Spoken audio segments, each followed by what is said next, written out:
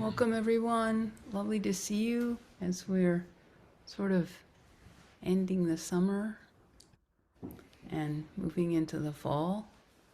Can certainly feel it in the weather, and many of us are returning from being away for a time. It's just wonderful to see everybody. And we're continuing talking about similes of the Buddha. And this really is just an excuse to talk about whatever we want to talk about, because there are over 500 similes that the Buddha gives. And tonight I'm going to read a section of a sutta, and it's one of the more well-known similes of the Buddha. And it's quite, like many of his sutta similes, it's quite powerful and quite clear. So this is in the Connected Discourses, in Pali, the Samyutta Nikaya, and it's Sutta 47, number 20. The finest young woman in the land. And I'll skip the introduction. So mendicants, suppose on hearing the finest young woman in the land, the finest young woman in the land, a great crowd of people would assemble. Now that finest young woman of the land would dance exquisitely and sing exquisitely. On hearing, the finest young woman of the land is dancing. The finest young woman of the land is singing. An even larger crowd of people would assemble. Then a man would come along, just like all of us, wishing to live, not wishing to die, wishing for happiness, averse to suffering. And someone would say to him, "Good man, you must carry around this bowl of oil filled to the brim between the crowd and the finest young woman in the land." And now comes the twist. A man with a drawn sword will be following right behind you, and wherever you spill even a little of it, right there, he will chop off your head. What do you think, mendicants? Would that man stop attending to that bowl of oil and out of negligence turn his attention outwards? No, venerable sir. And the Buddha goes on, I've made up this simile, mendicants, in order to convey a meaning. This here is the meaning. The bowl of oil filled to the brim, this is a designation for mindfulness directed to the body. Therefore, mendicants, you should train yourself thus. We will develop and cultivate mindfulness directed to the body. Make it our vehicle, make it our basis, stabilize it, exercise ourselves in it, and fully perfect it. Thus, mendicants, should you train yourselves.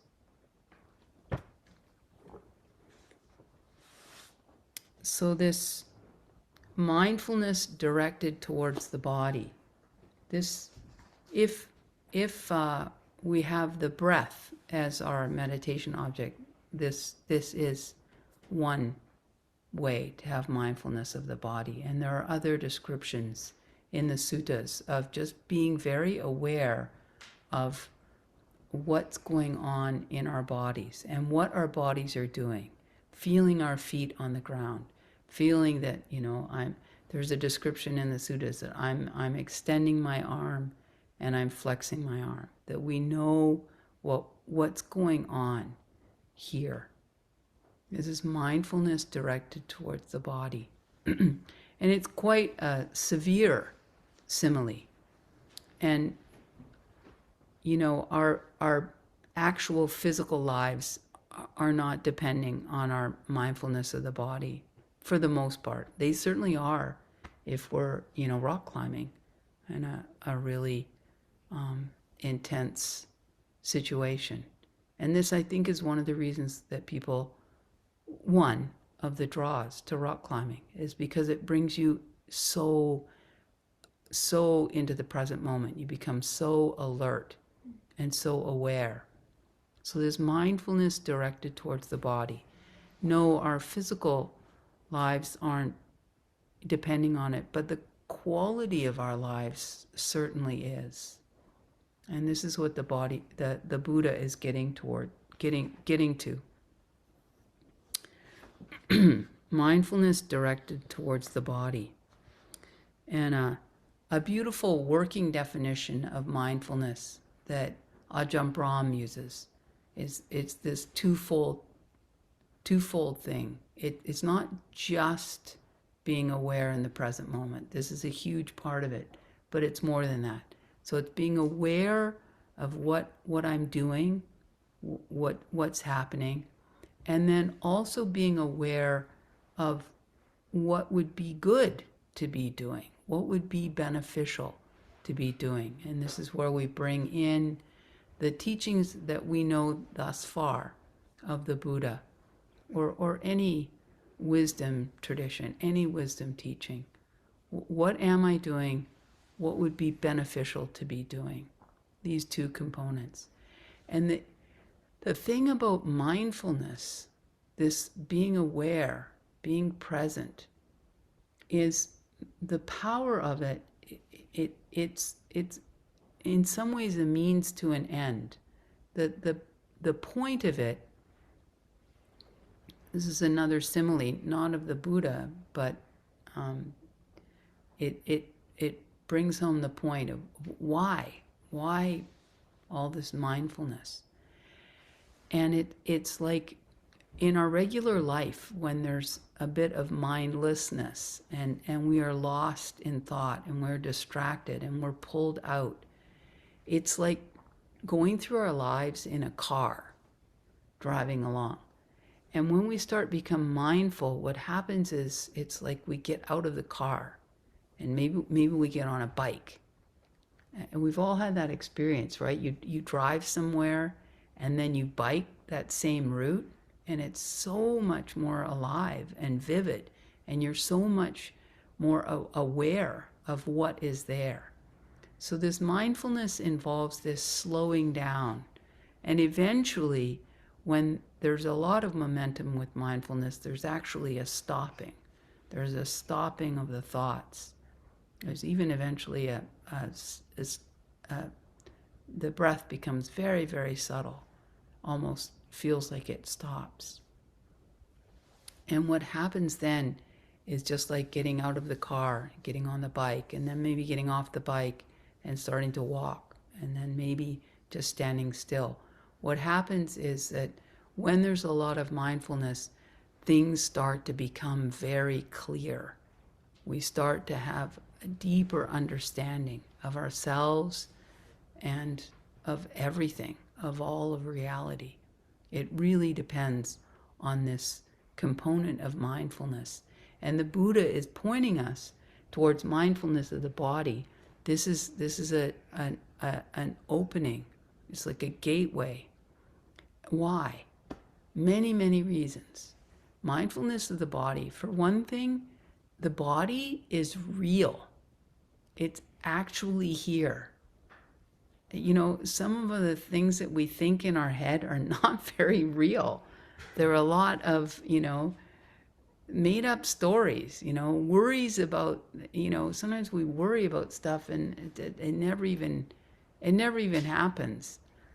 Sometimes we talk about stuff. I've been in situations, now I've been living in monasteries, and I've had so many experiences of, Gary's not coming.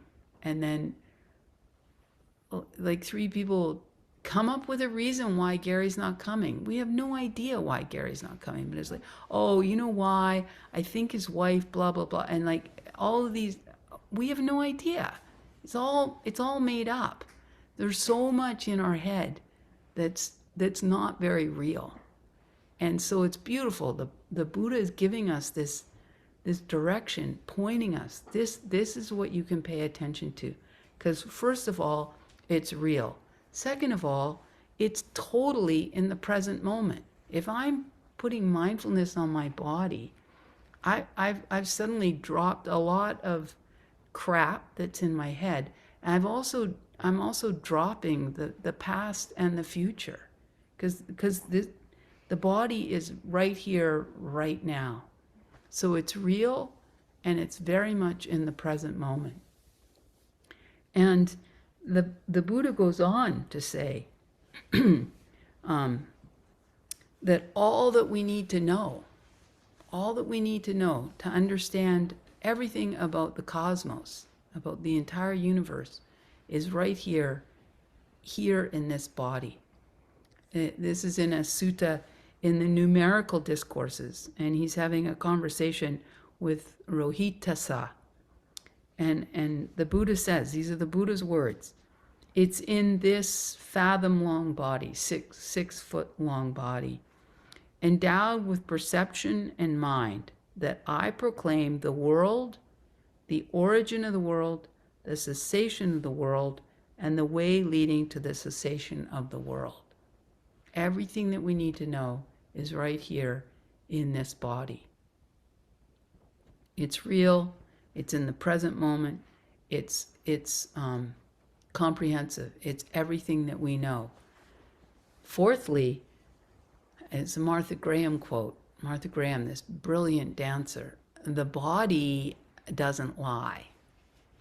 It's another sort of angle of, it's real. The body doesn't lie. We can tell ourselves stories like, oh, I'm not anxious, or oh, I'm not stressed. But our body, I'm not afraid. I'm not angry. Lots of times our minds will be saying these things, and our body is telling us the truth of what's really happening for us. The body doesn't lie. So one of the things that happens when we start to really be with the breath, start to really be with the body, is that and this happens often quite early in our practice, as we start to get in touch with what's really there. And we start to realize, oh, there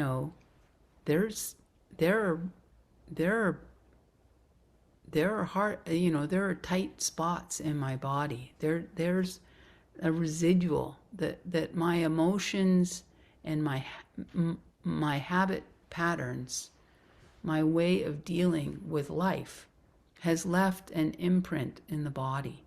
And you start to know yourself so much better through the body, because the body's real, the body's in the present moment, and the body doesn't lie. I know for myself, early on, I'd only been meditating, a couple of months, 2 or 3 months. And I was on a trip with my former partner, and he did something, I can't even remember what it was, but I certainly remember that I was hurt and I was angry, and I didn't want to admit that to myself. And I said something to him, and because I had begun to have a little bit of mindfulness of my own body, I said something to him, and I noticed that my lips were really, really tight, like super thin and tight. And this is something that happens for me. It's just my particular body. A lot of my emotions are right here in my mouth and in my lips. And then the monastery that I used to live at, a very dear friend, sort of my bhikkhuni mentor, Aya Ananda Bodhi, knew this. So she could just look at my face and tell I was tired, I was upset, or I was afraid. She'd be like, I saw your lips.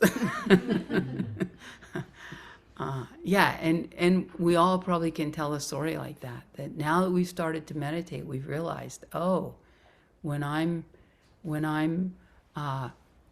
upset about something and I'm not fully admitting it to myself, my right shoulder gets tight, or oh my gosh, I'm carrying all of this feeling of responsibility, You know, a lot of times that lives in our shoulders, like the weight of the world, like we are feeling responsible.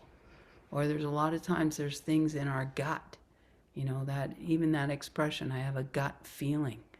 There's just so, this is why the Buddha is saying everything that we need to know is right here in this fathom long body. And to start thinking of this simile, you know, the quality, okay, not my very life, but the quality of my life does depend on me being more mindful of this body. And it's wonderful. You can start to incorporate into your life mindfulness touchstones, you know, like, okay, when I go to make the coffee in the morning, you know, you just program yourself. When I do that, I'm gonna make sure to come out of distracted thought and just be there, feel my feet, you know, just program yourself. There are these certain repetitive things that you do. When I go up the stairs, I'll be with my breath. When I get in the car, before I start the car, I'm going to just be with 2 breaths, and I'm going to come back to the here and the now. If you want to come back to the here and the now, the body is your doorway. It's right here, it's right now. And this is why the Buddha gives this simile. This is what should be cultivated. Mindfulness of the body. So powerful, so useful, so beneficial for all of us. And then you start to come to know, you start to come to know things and not need to contort yourself to not feel them. We spend a lot of our times avoiding things, distracting ourselves from things. But when you start to practice mindfulness of the body, it stops being so scary. It's like, oh, this is what worry feels like. And then you start to be able to be with it. And it's components of this holding technique that Sanghamitra talks about so much. When we have mindfulness of the body, we live in our heads with our thoughts so much. And we've had so much training to be in our heads. And the Buddha is pointing us to our bodies. Be with your bodies. This is again, a doorway, an invitation to becoming our own best friends, to really caring about what's really happening. And it's wonderful. You start to understand, oh, this is what forgiveness feels like. You know, this is what calm feels like. And the more negative emotions as well. This is what anger feels like. I mentioned my Bhikkhuni mentor, Ayananda Bodhi. She spent years in a monastery in England with Ajahn Sumedho, who talks a lot about this. And so much so that the monastery even made, what are these, brooches or pins, you know? It's like this. And when we're mindful of the body, we start to understand it's like this. And we don't need to be afraid of it or be avoiding it or distracting ourselves. It's okay. It's like this. I can be with this and it will pass. It's like this. And start to be able to be our own best friend. And what's amazing is, and this is the most important thing that I say tonight, when we start to become mindful of the body, what happens is that we start to know for ourselves firsthand from our own experience, from our own body. We start to know what is good and what's not good. We start to know what is wholesome and what's not wholesome. And basically our whole spiritual practice hinges on this. Understanding, oh, this is wholesome. This is beneficial. This is worth cultivating. This is worth developing. Oh, this is not wholesome. This is not a train of thought to keep going. I need a caboose on this one and shut it down, and take it off the rails.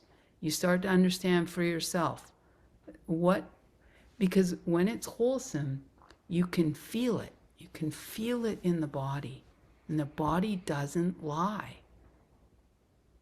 We've all had this experience where we're with someone, where we've done it and we've received it. You're with someone and they say something and it's like, your face and your tone of voice don't match your words. You're not being completely honest probably with yourself, and you're certainly not being honest with me. And we've all done that, where we've said something and it wasn't the whole truth, or it wasn't wholehearted. There was something about it that was fake or insincere. And when we start to become mindful of the body, we really tune in to these things, and then we can start cleaning that up, and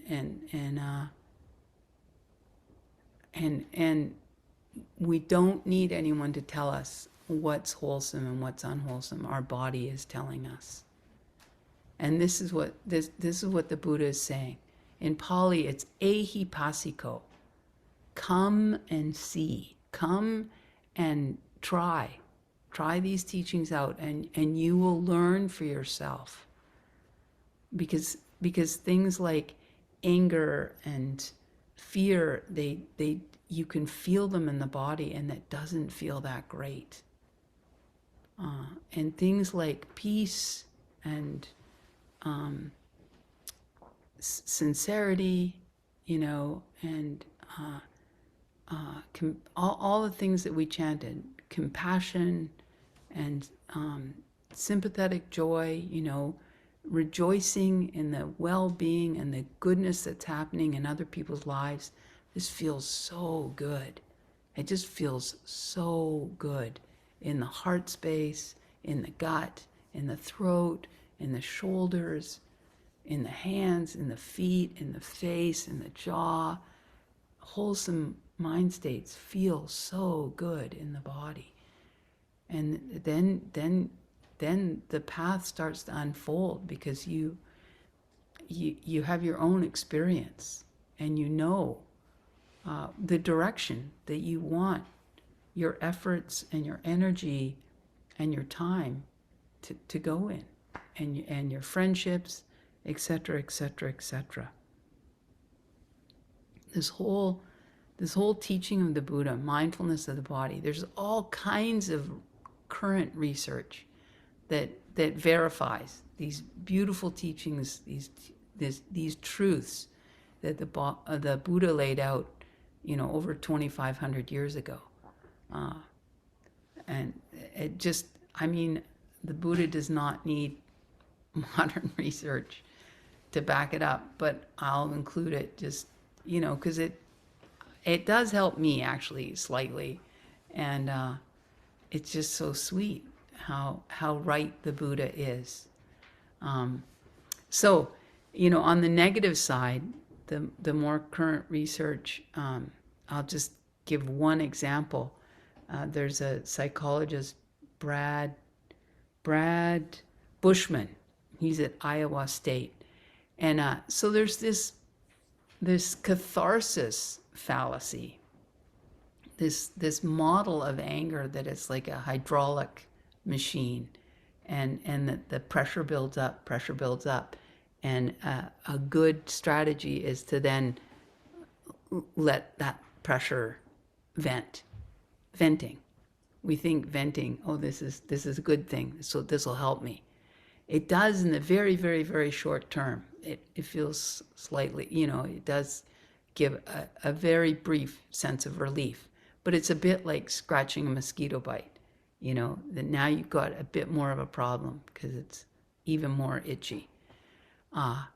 So yeah, he decided to do tons of research. He's done so many experiments about this venting, and it actually doesn't work.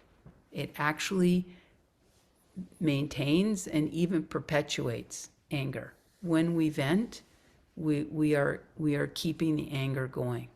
And in his experiments, the thing that ended up dissipating the anger was actually to just take a break, sit still for a couple of minutes. And I'm not going to go into the research, but even he even had people not necessarily just vent the anger, but even just vent the energy of the anger, like going out for a jog. Same result. It just perpetuated the aggressiveness. So very interesting. And he's been doing this research for about 30 years and just continues to verify his results with from different angles. This catharsis, it's a fallacy. And the Buddha's right. If we tend to our anger and we sit through it and know it's like this. This is what anger feels like. And don't act on it. Don't act from it. Don't pretend it's not there. That also is not useful. And mindfulness of the body is the opposite. It won't let you, because the body never lies. So if you're really mindful of the body, you'll be aware, oh, that's what's there. On the positive side,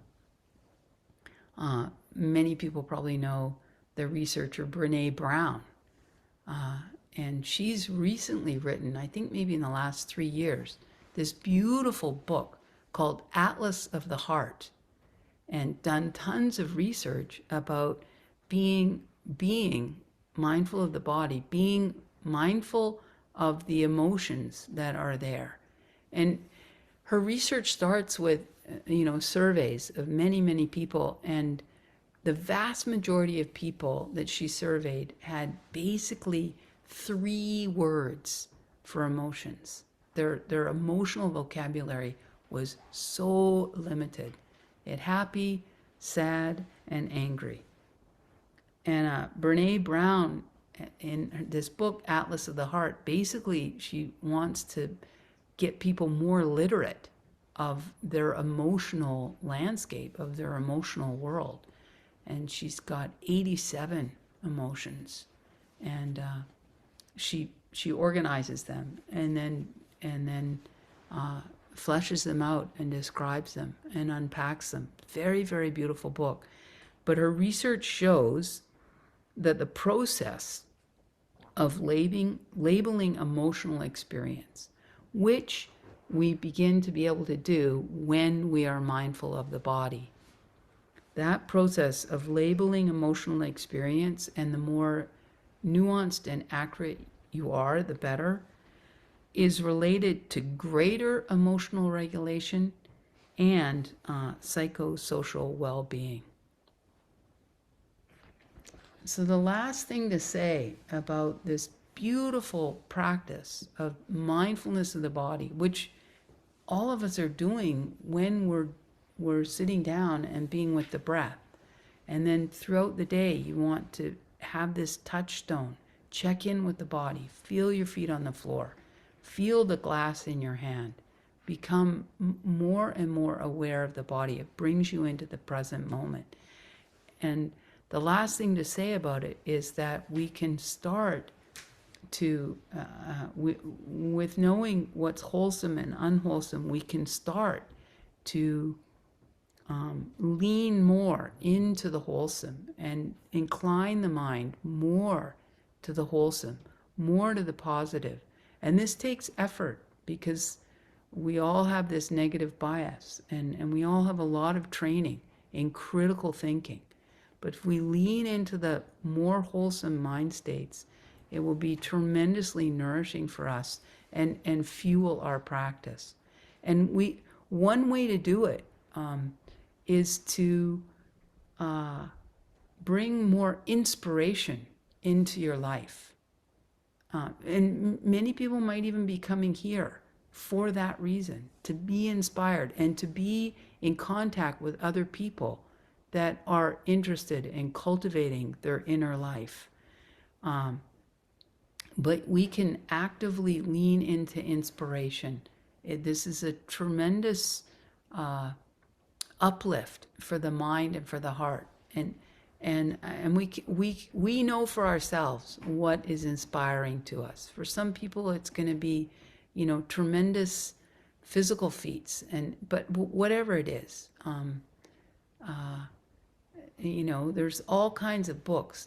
Don't Sweat the Small Stuff, and Chicken Soup for the Soul, and for me, sometimes I look at Truth and Reconciliation, and a lot of, like, when people forgive other people that have done horrible things to maybe they've maybe killed their children, or I find that when I see the human heart doing like these tremendous acts of compassion and forgiveness, for me, that's so inspiring. I mean, I get so motivated and inspired when I see greatness of the human heart. And so for all of us, we're different. I remember realizing that there are different ways that I can reach out for inspiration in my life, and it will help me. When I was working, I had a hard job, and I'd be just so spent at the end of the day, and I would come home, and I had a habit of, and sadly, this is back in the day when you had TV that had set times. Seinfeld was on right when I would get home, and so I did that for a while, and then I thought, well, I maybe could do something better. And so then I'd come home, and just to have that, like, decompression from work, I started just listening to a TED Talk, like an inspiring TED Talk. And it was different. It was different than watching Seinfeld. It was. I would actually feel like a little bit cleaned out from work, and more relaxed and nourished. So this is another thing that we can do with mindfulness of the body, mindful of what nourishes us and inspires us, and brings, more wholesome mind states and body states into our lives, and start actively figuring, reading books or listening to talks. And then this is also a beautiful thing that then we can bring this into conversations, because it's so uplifting. You go to work the next day and you're like, oh my gosh, I read this amazing story of this person, and then you're inspiring other people, and then also there's just this inspiring talk in places that sometimes there isn't. There can be a tendency, the path of least resistance. Oh, the weather, or what, a lot of, like, this is not making me feel especially better, or it just, anyway. So I'll end with these beautiful words of the Buddha. What do you think, mendicants? Would that man stop attending to that bowl of oil? That's our mindfulness of the body. And out of negligence, turn his attention outward? No. I've made up this simile, mendicants, in order to convey a meaning. This here is the meaning. The bowl of oil filled to the brim, this is a designation for mindfulness directed to the body. Therefore, mendicants, you should train yourself thus. We will develop and cultivate mindfulness directed to the body. Make it our vehicle. Make it our basis. Stabilize it. Exercise ourselves in it and fully perfect it. Thus, mendicants, you should train yourself.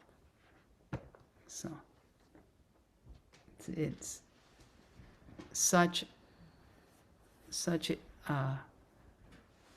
yeah, the body doesn't lie, and it's in the here and now, and it's real. So I'll end there, and please, anyone that has any comments, questions, stories to tell, anything, please share. Marilyn. That was so beautiful when you started. You're talking about being in a car and you're driving, you stop. You get on the bicycle, you go and you stop. You're walking, you stop. It's so much like what you're describing your practice. When I was away this year, just on a short trip, we were on a tour and we stopped. We got off the bus and we walked, and we were on this little footpath over a creek, and then we walked into a rainforest. And I remember just stopping and thinking, what does this remind me of? And it reminded me of what I used to do when I'd be in the backcountry. But it was so silent and so beautiful, and everyone else had gone. And I thought, this is what happens in your practice when you still the mind, when you still your body, you still the breath, and the incredible beauty that you experience. And then when you're with someone and you say something harsh to them, you think, oh, that was harsh, that was harmful. And the next time that situation comes up, you don't say it, but you think, oh, what I'm going to say would be quite harsh. I'm not going to say that. I'm going to use these words. And when those kind of things, when I experience that, they're like little stops, like little wake-ups, like, oh, look how beautiful this is. I mean, it's right here. You know, we're telling ourselves, we're experiencing it. And the noticing is what's so important, because it just changes your daily life, your daily interactions. It's just, it's sort of, it sounds so simple once you start to recognize it. It starts becoming easier. So thank you. That was a good little reminder. Yeah, it is quite simple. Hard to do, but simple, straightforward. Straightforward, simple, but not easy. Because it's like we're 747 jets, you know, airplanes. The way that our lives, you know, just this, our minds just going, and when you start to meditate, you're trying to that experience on the you get on the runway, and then the plane's trying to put the brakes on. Yeah.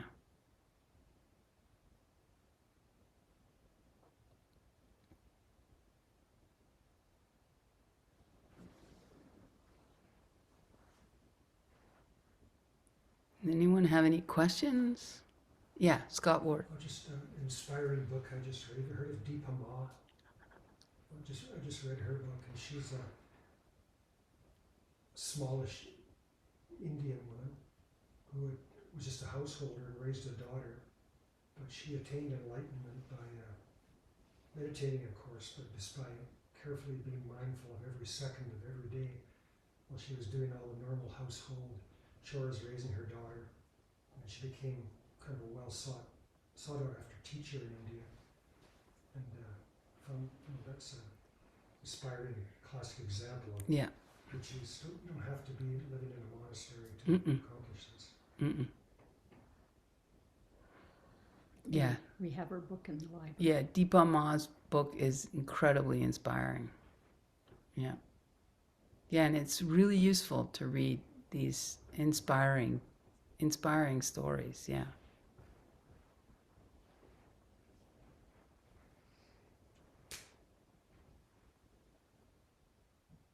And there are so many, you know, inspiring stories.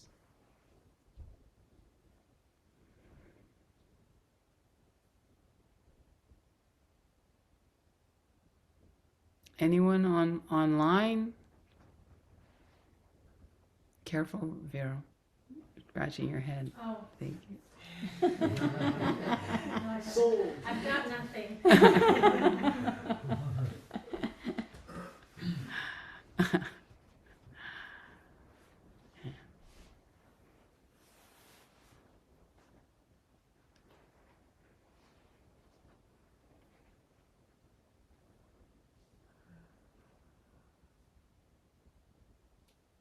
One question. Yes. So I was told that the Buddha kind of initially was focusing a lot on concentration meditations, but then recognized that that's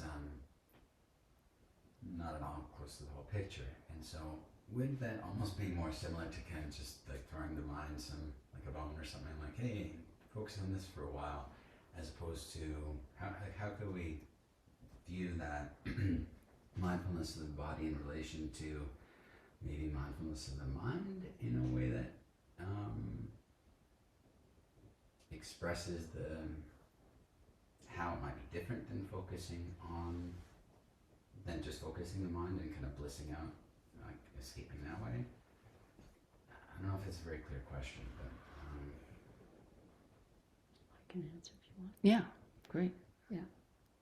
So samadhi, the mindfulness of, stilling the mind, usually by being focused, say, on the breath, on a single object. That's the seventh step in the Noble Eightfold Path. So it's extremely necessary. It's the 8th step. It's the 8th step. Okay, sorry, number 8 step. So it's not a frivolous thing. It's an extremely necessary. It's part of the Noble Eightfold Path.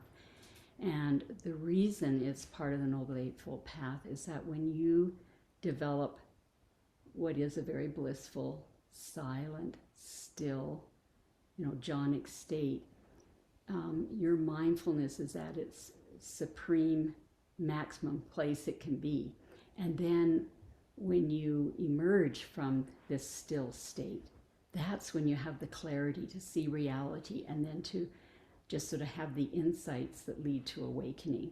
So it's a necessary step to develop awakening. So it's not a throwaway, distracting kind of thing at all. It's extremely necessary. And what you might have picked up is the Buddha, in his own quest for enlightenment, he initially went to the 2 greatest yogi meditators that he knew in India, and they had developed samadhi to a great extent. Incredible.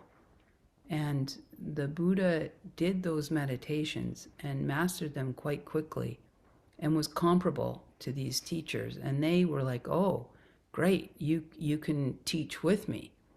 But they were taking those incredibly subtle, refined states as the end of the path. And that's where the Buddha was like, this is great, this is important, but this isn't the whole picture.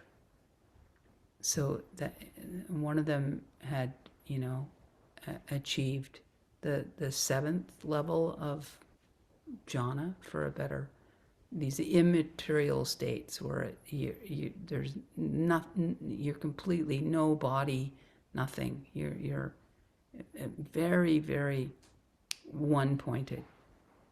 And the second one to the 8th level.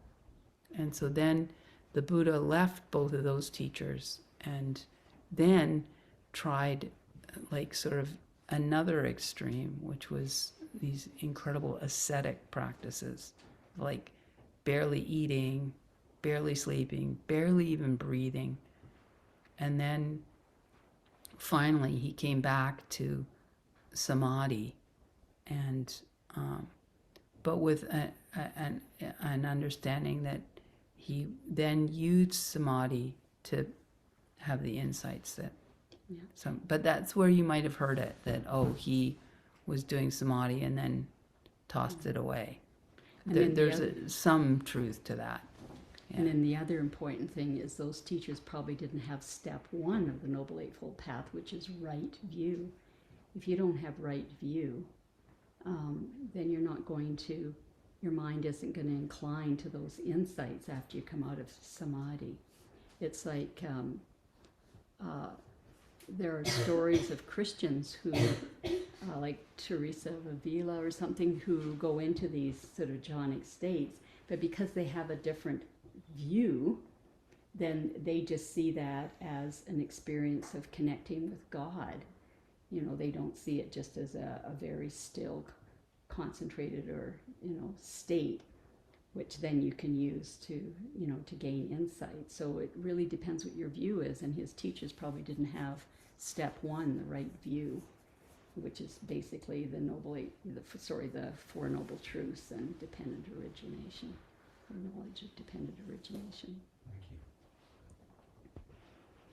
you. Okay, we're definitely at time, so we'll do the 5th week. Okay. Great.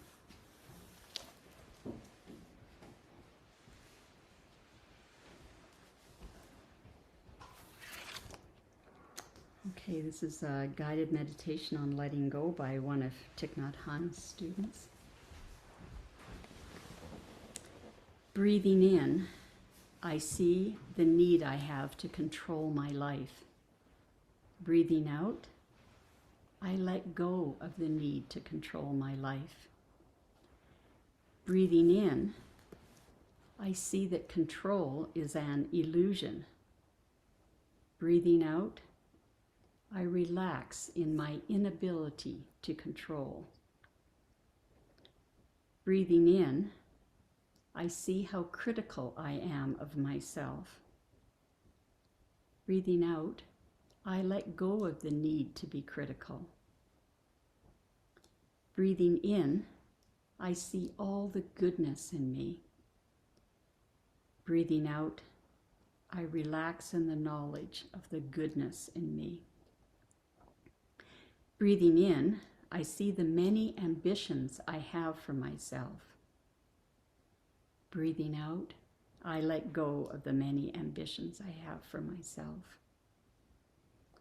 Breathing in, I see that I am sufficient in all ways. Breathing out, I relax in knowing that I am sufficient in all ways. Breathing in, I see that I crave many things. Breathing out, I let go of the need to crave many things. Breathing in, I see that I have enough. Breathing out, I relax in the knowledge that I have enough. Breathing in, I see that I am too busy. Breathing out, I let go of the need to be too busy. Breathing in, I want a less hectic life. Breathing out, I relax in the quiet of this moment. Breathing in, I see that letting go can make me free. Breathing out, I am free. Breathing in, I see that by being free, I can be happy. Breathing out, I am happy. May the merit of our practice be shared with all sentient beings, named and unnamed. Blair, Elaine, Lisa's family. Harshini.